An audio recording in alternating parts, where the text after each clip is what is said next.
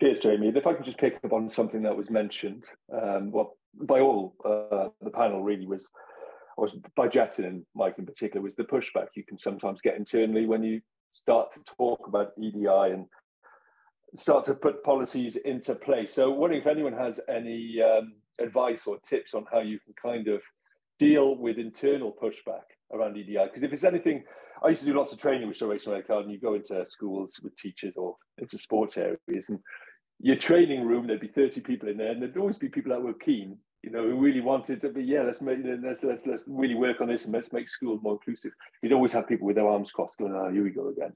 It's that whole idea of how can you get people on board? How can you get buy-in for your plans? And I'm going to come to Jatin first, as he had his hand up and was keen to discuss.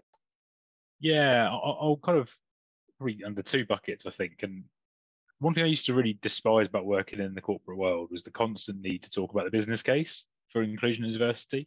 It's important, don't get me wrong, but the vernacular I think is kind of wrong. And I think in sport, I think we're all of us, I imagine, and then forgive me if I'm speaking on everyone's behalf, but we're trying to grow our respective sports, right? And therefore making sure it's seen as a growth mechanism is really critical.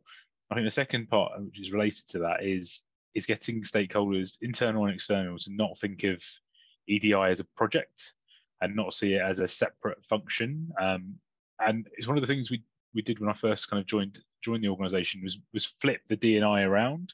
And it wasn't a semantic change. It's because if we can inclusivity is in everyone's gift, from my perspective. It's something that we can all do better in the way we handle and present ourselves, make decisions, behave, talk to each other, and lays the foundation for positive cultures, right? So making sure everyone understood that and still on that bit of their journey to ensure that diversity we're trying to attract flourishes and can be themselves and be the best they want to be is really critical. And a large part of that was moving away from seeing everything we're doing as an action plan or as a project, but actually starting to seep it into everything everyone did and does.